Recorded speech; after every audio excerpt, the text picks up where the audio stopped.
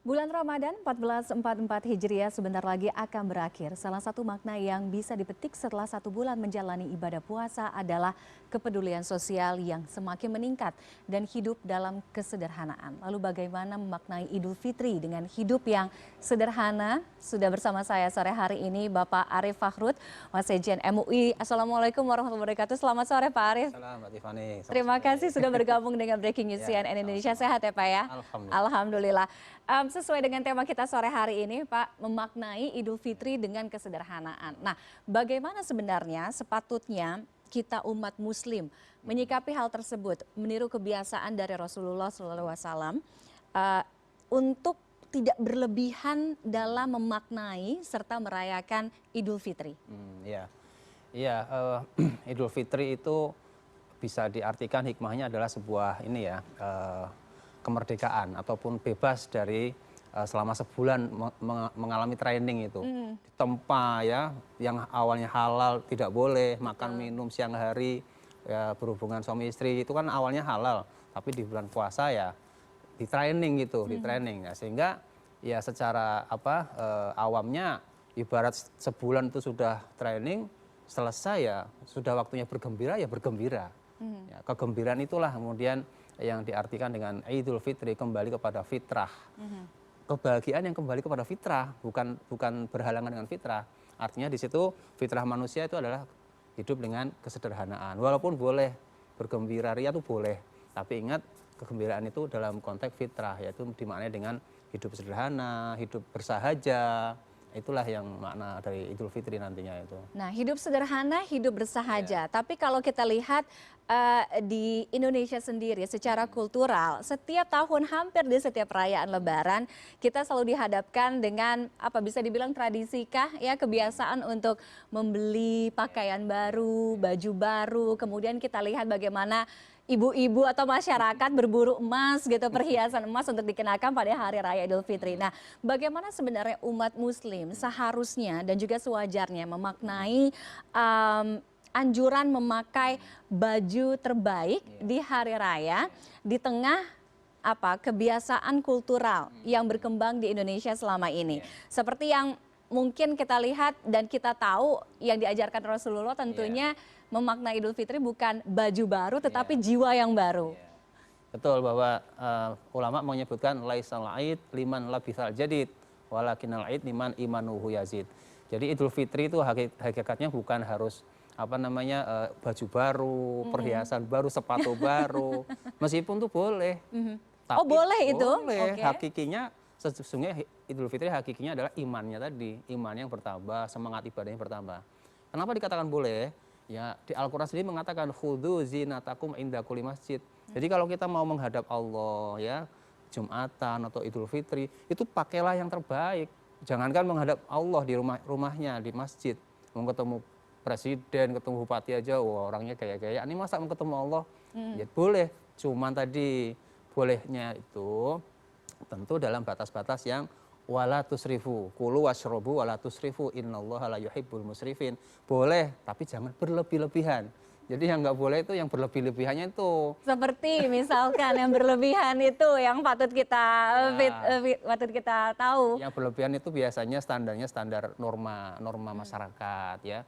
Kalau masyarakatnya katakanlah di sekitarnya itu biasa-biasa saja ya, dia bisa menyesuaikan dengan sehingga tidak membuat masyarakat itu menjadi memandang dirinya itu menjadi wah ini lebay ini, wah ini apa itu ya, yang ya batasnya batas norma sosial, norma masyarakat, dan tentu agama sudah menyebutkan wala tusrifu, tidak boleh israf, al israf tidak boleh.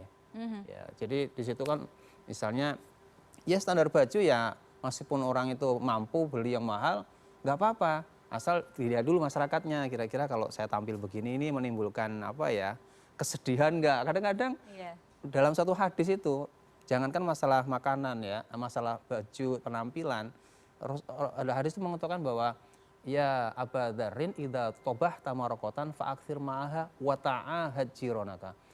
Umat Islam itu kalau kau mau masak makanan, perhatikan tetanggamu. Kalau kamu masak yang enak-enak, yang aromanya tercium ke tetangga kanan kirimu, sementara tetanggamu tuh nggak punya, ya nggak bisa beli, dan mereka menjadi tersiksa karena kenikmatan yang halal yang kita nikmati, makanan yang kita makan bisa jadi nggak toyib, nggak Iya. bagus, malah menyakiti tetangga. Seakan-akan memperlihatkan kesederhanaan, tapi Iya. ada embel-embelnya. Ini tas sederhana tapi 500 juta gitu atau 400 juta. Itu juga itu yang sebenarnya ya kan. Oke. Kalau kita mau belajar dari Rasulullah sendiri, bagaimana sebenarnya Rasulullah merayakan Idul Fitri, merayakan Lebaran dengan penuh kesederhanaan. Tentunya nilai-nilai ini yang patut kita cermati, yang patut kita tiru dan kita amalkan juga, bukan hanya mengenai pakaian baru itu tadi. Iya, betul. Dan Rasulullah itu kan suri teladan terbaik bagi umat Islam, karena beliau adalah laqad kana lakum fi rasulillahi uswatun hasanah. Rasulullah itu menjadi uswah hasanah, menjadi contoh teladan yang paling bagus, tentu dalam segala aspeknya. Jadi ketika Idul Fitri pun Rasulullah itu lebih mengedepankan syiarnya. Syiar itu memperbanyak takbir.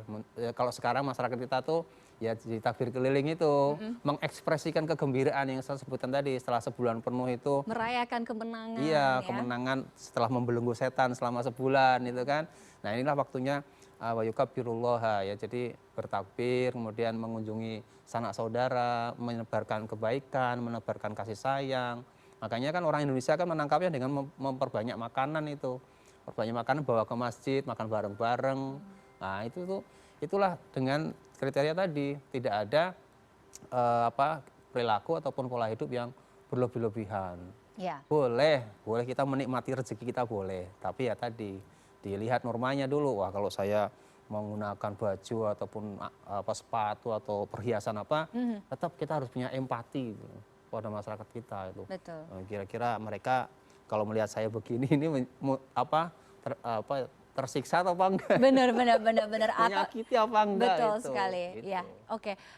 Pak Arief, kita kan sekarang ada di dunia digital, ya kan, perkembangan digital sangat pesat, media sosial pun juga seperti itu. Nah, tantangan dan juga godaan yang terberat adalah tidak hanya ketika kita bersilaturahmi atau berhadapan tatap muka, tapi dengan perkembangan digital media sosial ini adalah untuk menahan diri tidak mempertontonkan, memperlihatkan, dalam arti kata memposting sesuatu yang berlebihan. Hal ini adalah flexing. Iya, itu yang terjadi ya sesuai dengan perkembangan media sosial sekarang. Nah, dalam Islam sendiri bagaimana Islam memandang flexing? Ya, flexing ya. Jadi begini, Majelis Ulama Indonesia itu juga sudah mengeluarkan fatwa tentang bermuamalah di media sosial. Bermuamalah itu artinya berinteraksi di media sosial. Rumus pokoknya itu berinteraksi di media sosial itu sama hukum dasarnya dengan ketika kita berinteraksi di dunia nyata. Jadi apa yang tidak boleh dan tidak patut di dunia nyata, itu seyogianya juga jangan ditampilkan di media sosial. Itu. Contoh tadi misalnya, kan secara norma kaedahnya kita dianjurkan untuk menggunakan yang bagus-bagus, yang baik-baik, apalagi momen hari raya. Tapi kaedah berikutnya kan ayatnya wala tusrifu, ya jangan berlebihan. Maka sama saja di dunia media sosial pun juga sama. Jangan kemudian tadi dengan istilah flexing itu ya, memamerkan, kemudian show up tentang hal-hal yang itu membuat orang, yang saya katakan tadi ada norma sosial, norma masyarakat menjadi wah lebay nih, wah ini, jadi menimbulkan penilaian atau prasangka yang tidak dari halayak umum. Oke, nah itu yang terjadi beberapa waktu belakangan ini. Nah, tapi begini Pak Arief, hampir banyak hal, saya rasa hampir semua masyarakat Indonesia menggunakan media sosial dan menunjukkan apapun di media sosial. Tidak hanya perasaan, tidak hanya bentuk emosi, tapi dalam bentuk barang. Apa yang dia kenakan, apa yang dia miliki, dalam arti kata apa harta yang mereka punya. Nah, bagaimana hal tersebut gitu seharusnya kita cermati, harusnya kita pandang untuk tidak sampai menimbulkan dampak yang negatif. Ya betul. Ini era yang disebut dengan era disrupsi ya. Disrupsi itu era pergeseran norma. Ya, norma-norma yang dulu kita anggap baku, di era sekarang ini sudah dianggap nggak laku. Nah, ini sekarang realitanya memang begitu. Jadi pergeseran dari era kolonial kepada kaum milenial. Ya, jadi menggeser tata nilai yang sudah lama menjadi diterapkan tapi sudah tidak begitu populer. Nah, maka dari itu sesungguhnya yang perlu kita lakukan adalah bijak menggunakan medianya. Karena saya sering mengatakan bahwa dalam bahasa santrinya itu nahnu sayyidu gadget. Nahnu sayyidu media sosial. Kita ini tuannya media sosial. Dan kita ini bukan wa nahnu laisa khodimu media sosial. Kita ini bukan pelayan media sosial. Ya, jadi kitalah tuan rumahnya, kitalah yang bisa mengendalikan media sosial. Dengan strategi lain ya kita juga mengedukasi, memberi contoh yang nyata.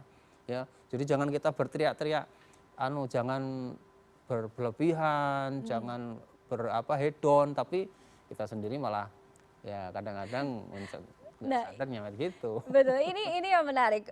Kemudian bagaimana tadi Pak Arief sampaikan bijak menggunakan media sosial, tapi ada mungkin batasan tipis atau batasan membingungkan. Apakah ini diterima orang atau yang dimaksudkan oleh si pengguna media sosial, apakah ini sharing ataukah ini flexing?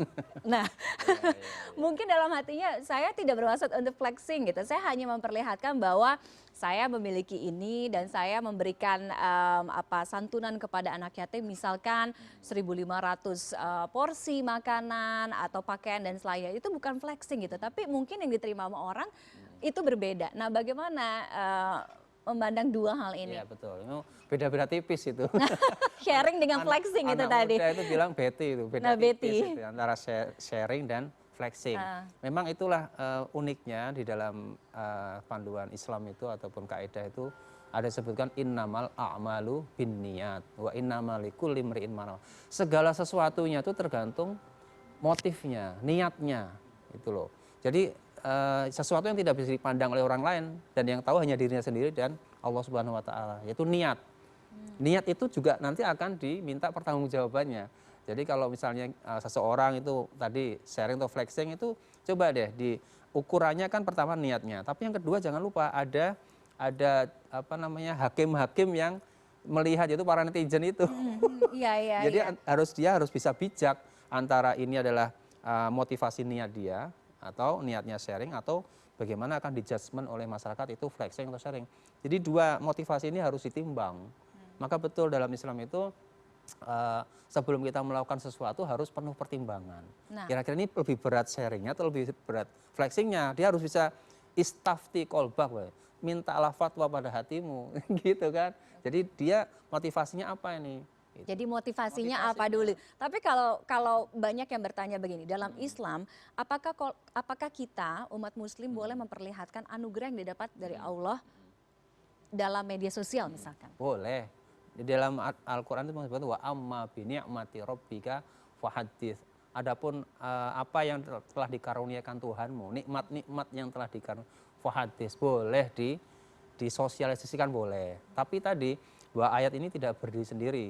Ya kan, ayat ini berkata dalam hadis juga disebutkan bahwa yang terbaik adalah ketika orang itu beramal, taruhlah itu dianggap tangan kanannya beramal, tangan kirinya jangan sampai tahu. Jangan terlihat. Itu yang paling grade yang paling tinggi. Ya. Jadi kalau mau beramal tapi dilihat-lihatkan, walaupun itu tadi dengan niat memotivasi orang lain, itu sah-sah saja, boleh, bukannya dilarang, tapi grade-nya kalah dengan yang tadi, yang tangan di belakang gitu. Baik, itu penting untuk kita pahami bagaimana memaknai spiritual Idul Fitri.